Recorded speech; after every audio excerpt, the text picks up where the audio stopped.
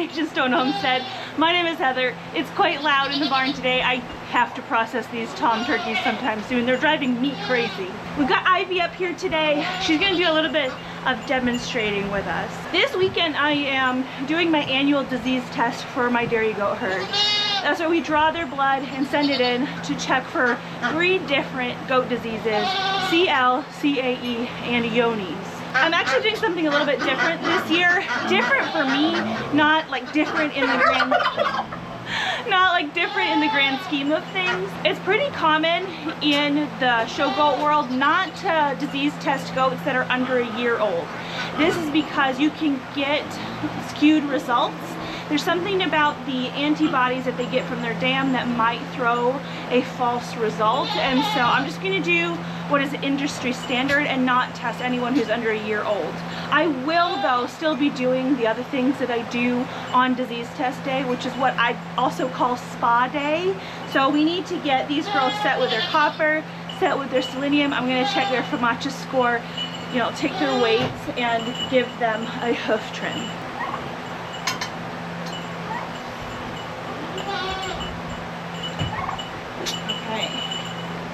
Little Miss Ivy here is clocking in at 87 pounds. And I'm gonna do her feet first thing.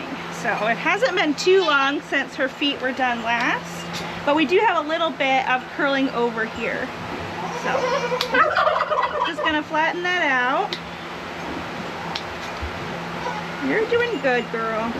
See the difference there? We're going from this to this.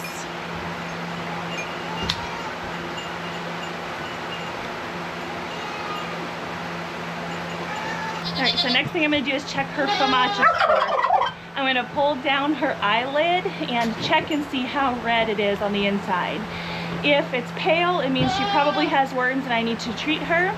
And if it's nice and red, it means that I don't. Sometimes the red doesn't come up well on camera. But I know you hate this. I know. But that there, you can see it. That's about as red as it gets. So she's totally fine in the parasite department. As far as that goes, I will say there are parasites that take their proteins and not their blood. So if she was having a hard time keeping condition and she had a nice red FAMACHA, it could mean still that she has some kind of worm that takes proteins. And so if she had that going on, I'd be doing a fecal and checking for that, but she doesn't have that problem. Now, I am going to be giving her her copper bolus. She's never had this done. The farm where she came from actually has quite a lot of minerals in the soil. I haven't done a mineral test, a soil test, but it turns out that my goats do best when I give them copper twice a year. And at her size, she's going to get a 4-gram copper bolus. We do 1 gram of copper per about 22 pounds of goat. So she's right on the cusp of being the right weight, right? What did we say, 87? She's right on the nose. And we're gonna try and get it down her gullet. This isn't everybody's favorite thing to see. Every time I do the copper bolus, everyone suggests for me to sprinkle it on their feed. The reason that I'm not gonna do it is I want this heavy pill to get down into her abomasum where the worms are. It's important that she doesn't necessarily chew it and send this down into her rumen, because if she does, that's not the correct chamber and it's not going to last as long. Many worms that cause the biggest problems, like barber pole worm, hang out in the abomasum, and that is where I really want these copper rods to sit.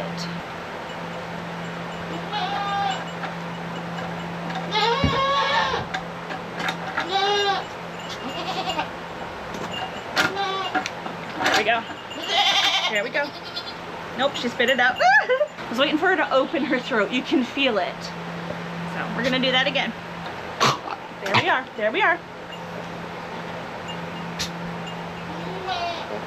Nope, she's chewing it.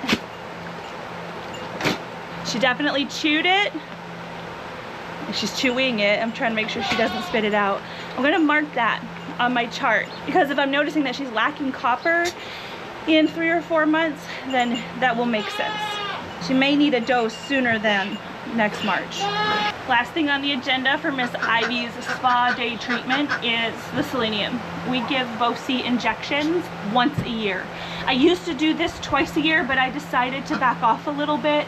You can overdo on the selenium, and what I do is give this in the fall right before most of the herd is bred, and then I keep a selenium block out with the herd.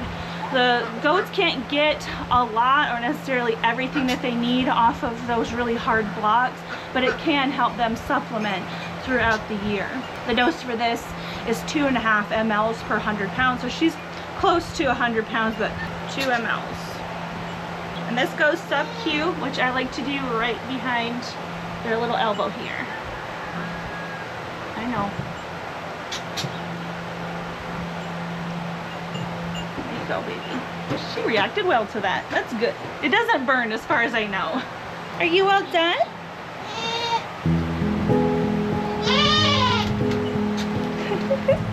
Wait a second.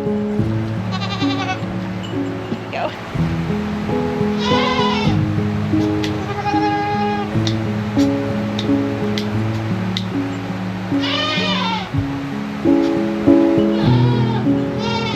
A little heavier, 90 pounds. Beautiful. There we go. There. That one went in correctly. Hopefully it went down to the right spot. It should have. You're okay. You're okay. That's right. Good job. It's okay. We keep going up. 93 pounds. Beautiful. Oh, that's gorgeous. You're perfect.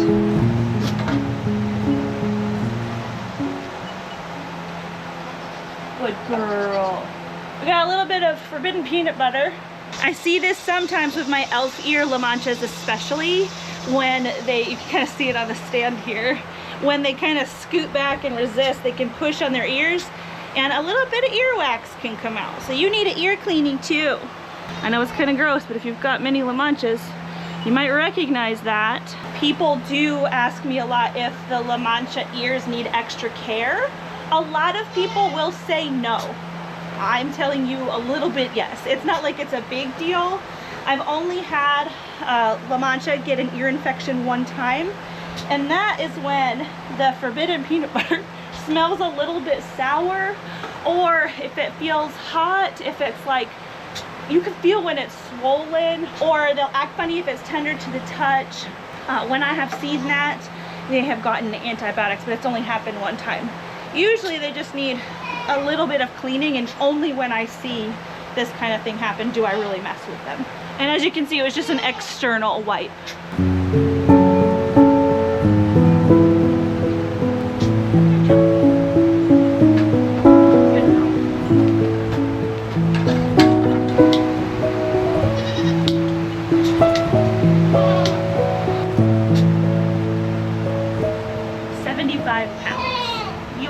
One.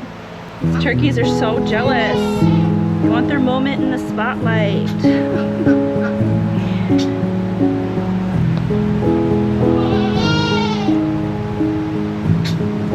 Beautiful, beautiful.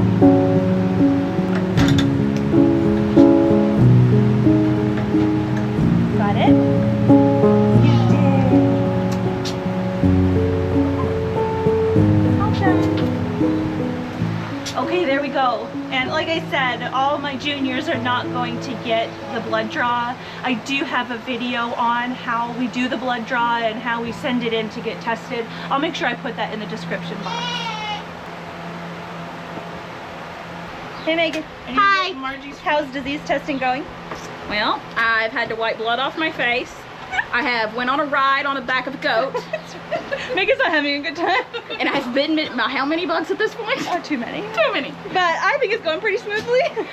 You know, if you take my issues out of the equation, we're doing great. Of course, the turkeys are supervising.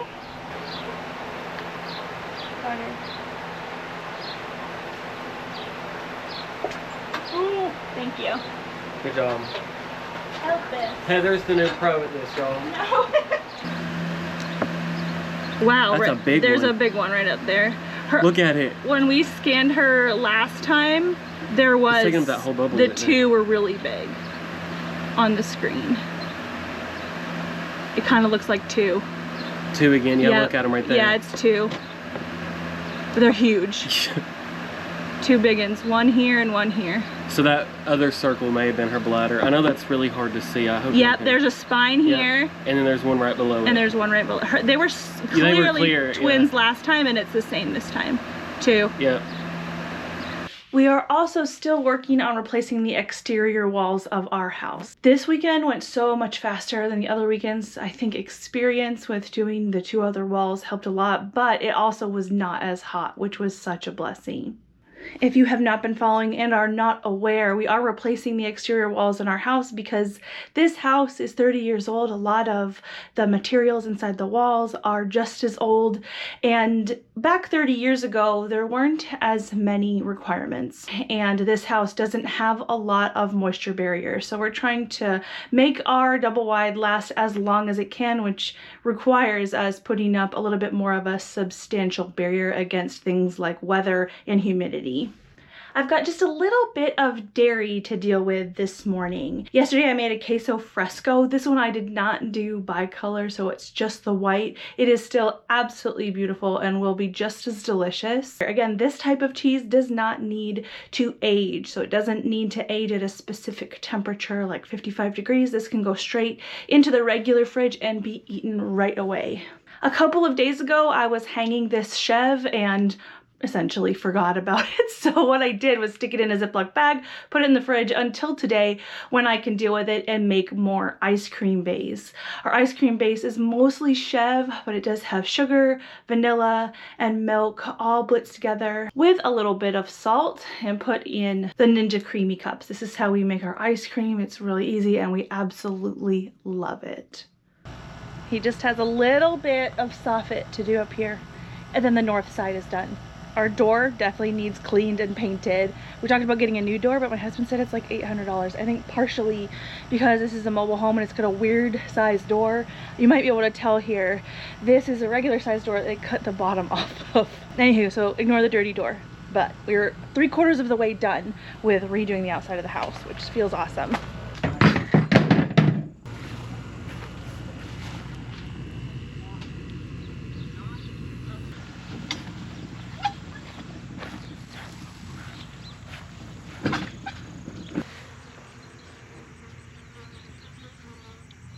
Our two guinea hens are over here in the long grass sitting on eggs. As far as I know, I don't have any male guineas, but the kids put chicken eggs under them, so we'll see in a few weeks.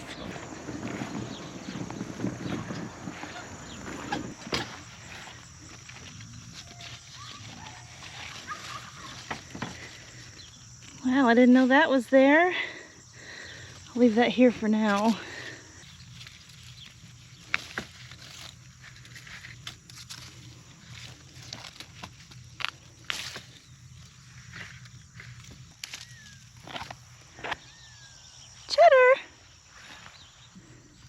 Well, hey! What are you doing? Can you get through there?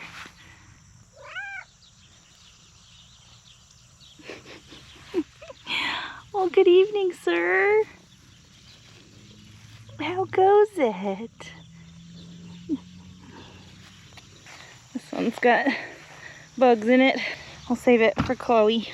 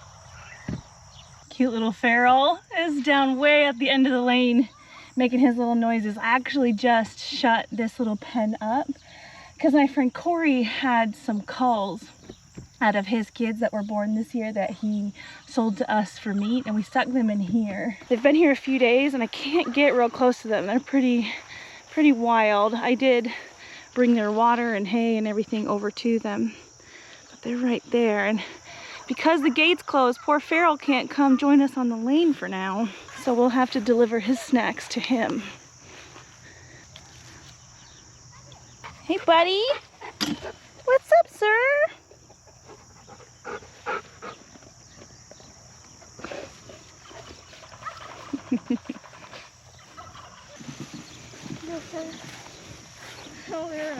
Is he still playing with it? Yeah, he's got it.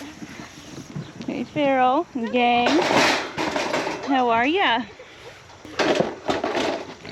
Whoa, careful, dude.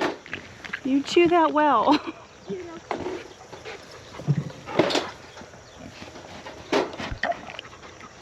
Are you jealous?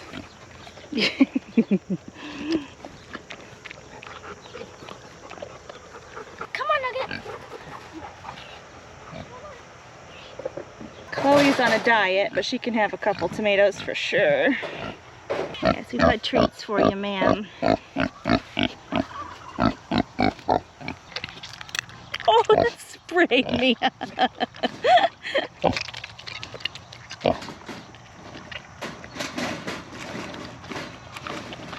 Here's the other one. Hey, Lufa. We gotta save some for the turkeys because they're always jealous.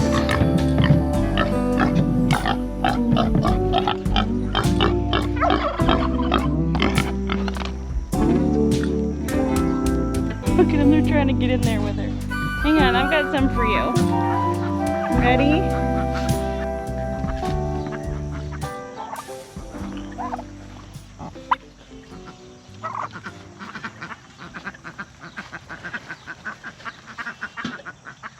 And then these will probably be pizza sauce for us.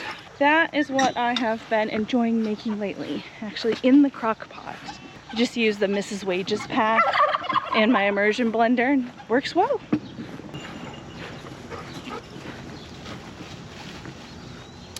Wow, Nugget, that wasn't very nice. Our new girls are used to livestock guardians like Buster, with a high energy black dog. Are you girls integrating with the herd well?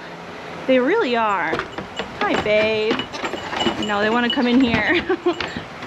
This, my milking area, is where I've been giving them a little bit of extra feed. So they try to break in here.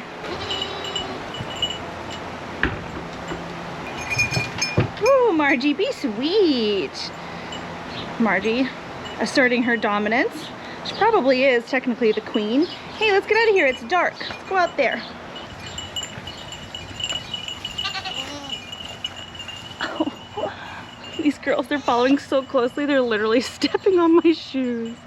You guys are true bottle babies, aren't you?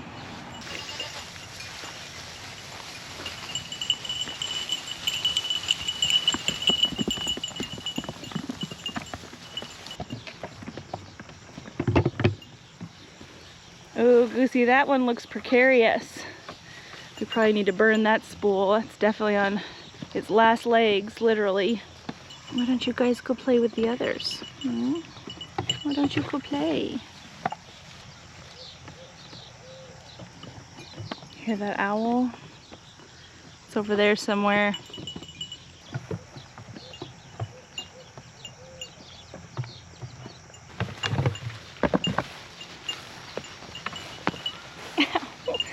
You guys.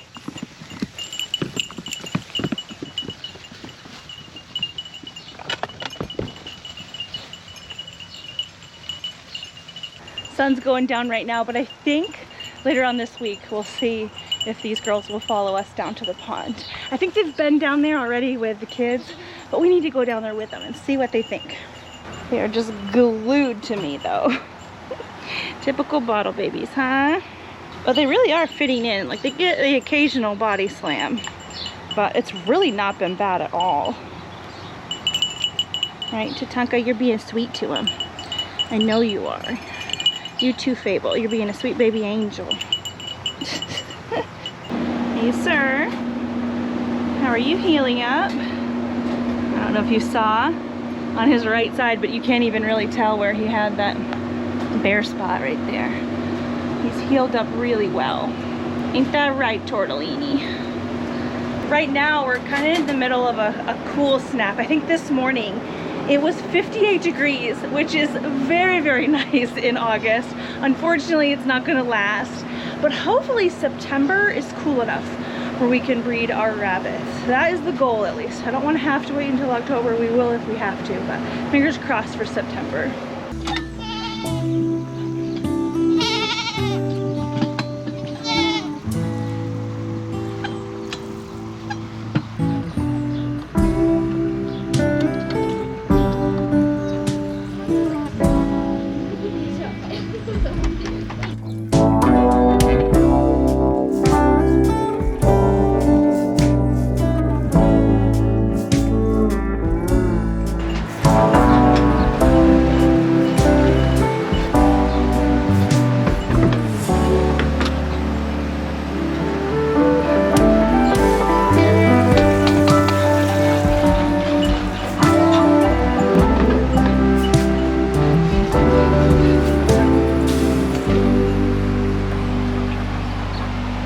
Now that the garden isn't really bringing in just a ton of food for me to preserve, I am focusing a lot on preserving dairy. Now, preserving dairy is not actually what I'm doing today. We're going to eat this Velveeta cheese with dinner, but this Velveeta does freeze really well, and I have preserved a lot of it in the past. What I have from today's milking is about 1.5 gallons of milk. So the recipe that I will share on the screen is for 1 gallon of milk. I'm going to do things a little bit differently just because I have a little bit more milk. But in general, you should get about 1 pound or more of Velveeta per gallon of milk. What we have to do first is bring the milk up to 140 degrees. I have experimented with not bringing the milk up to temp. There's something about this temperature that makes Velveeta do what Velveeta does, and that is absolutely what we want. So we're going to bring it to temp. And after that, we add in the citric acid. This is going to curdle the milk or turn it into curds and whey. I have not experimented with trying to do this with something like vinegar, but if you have, please let us know how your cheese turned out down below. After the curds and whey set for about 5 minutes, then I can strain. And what I've been doing lately is just taking this small mesh strainer and scooping the curds out just so I can drain a lot of whey off in the beginning. So I don't have a lot of time spent waiting for the curds to completely drain from the whey. This has been a big time saver, but I do still hang the cheese up for a little bit just to get the last of the whey out. At this point, this ball of curd can be added back into the pot. We are going to heat this back up on a medium after we add the baking soda, which is going to neutralize that acid. It will bubble up a little bit, so be mindful about the size of your pan. Some salt and some butter. Now, I do have a Velveeta recipe video. This is a different recipe. It uses significantly less butter, and I love it. Thank you so much to Miss Lori for sharing this video with me. If you need a little bit of a longer how-to on this Velveeta recipe, I will link Angela's video down below. She is the inquisitive farm wife. Sometimes I find as I heat this up that it is just a little bit too sticky and sticks to my pan a little bit too much, so we'll add the tiniest bit of milk and heat things up together. But as you can see, it melts and comes together very, very nice. This is a 2-pound container that I'm adding the cheese to. I get just a little bit less than 2 pounds, but it works for me, and this will be plenty for dinner later. Now, obviously, if you're going to use it right away, you don't have to put it in the refrigerator, but it was going to be a couple hours, so I decided to refrigerate it and show you what the cheese looks like once it's been refrigerated. It does kind of get a little bit solid. It's a little bit softer, I think, than regular Velveeta, but it melts up super nice. What I'm going to do is put this nearly 2 pounds of Velveeta in the pot with about a pint of roasted salsa that I made last year. You could add a little bit more liquid if you wanted to, but I find that the liquid from the tomatoes and things in the salsa really does create a wonderful consistency. I did go out and pick those 2 Armenian cucumbers, and I am going to eat the cheese dip with this, but obviously you can also do chips. Chips is a classic. It's my recommendation if you are going to use some kind of vegetable to dip this in. Either add a little bit of salt to the cheese sauce or to the vegetables that you are dipping in. There's something about the salt on that chip that really does round things out, and this is so delicious. Again, I will link Angela's full recipe and how-to video on this Velveeta down below.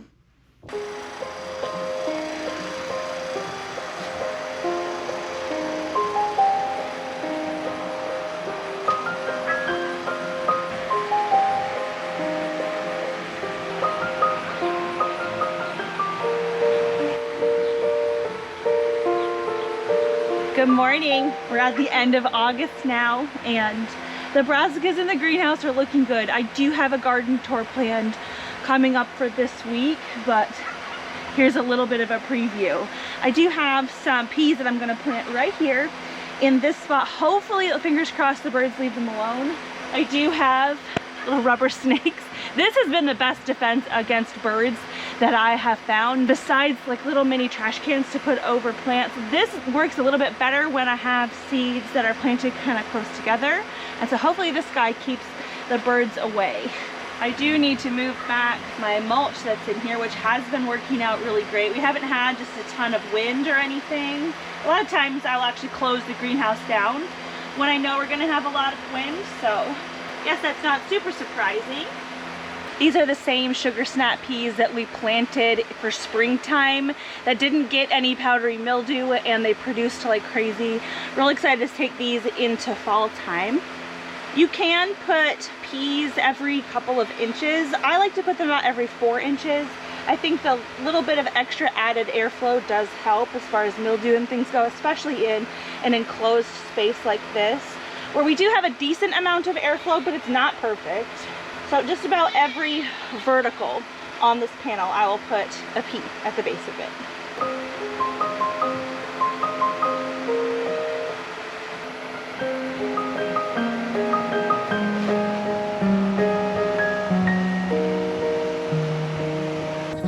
Good morning, boys.